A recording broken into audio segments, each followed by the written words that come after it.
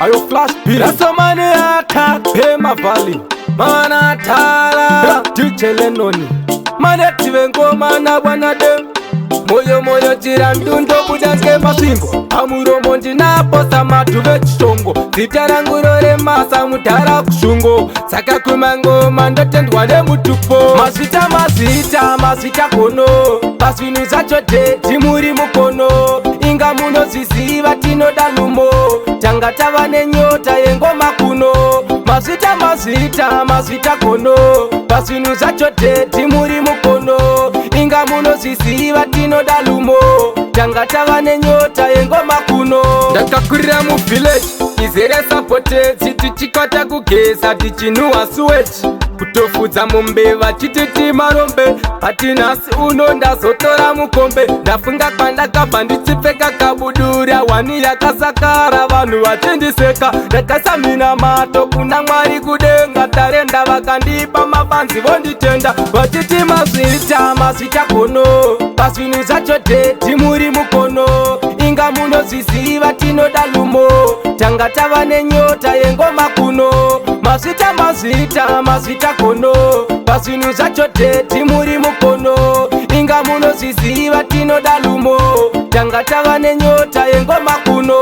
mudhanzi ndovatambisa kongonya zveshuwa ndikakwira handidzike zvekumhanya ndozviziva kunana sokomukanya ana mhofu nanakamba vanozviti vakanyanya kana neni ndini musachiraswa hati mashona pasted ndinodzoswa unozonzwa chaunga mururu nemheterwa chembere neharawa dzotanga kudetemba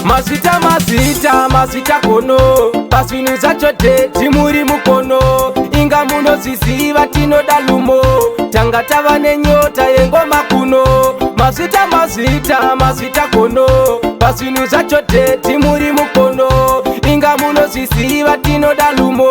tanga tava nenyota yengoma kuno ndakakurira muvillage izere sapotedzi tichikwata kugeza tichinhuwa suweti kutofudza mumbeva chititi marombe patinhasi uno ndazotora mukombe ndafunga kwandakabva ndichipfeka kabudura wani yakasakara vanhu vachindiseka ndakasamina mato kuna mwari kudenga tarenda vakandipa mabanzi vonditenda vachiti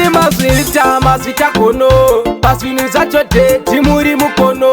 inga munoziziva tinoda lumo tanga tava nenyota yengoma kuno mazita kono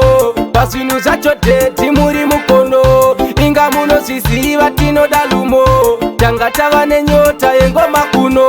mudhanzi ndovatambisa kongonya zveshuwa ndikakwira handidzike zvekumhanya ndozviziva kunana sokomukanya ana mhofu nanakamba vanozviti vakanyanya kana neni ndini musachiraswa hati mashona pasted ndinodzoswa unozonzwa chaunga mururu nemheterwa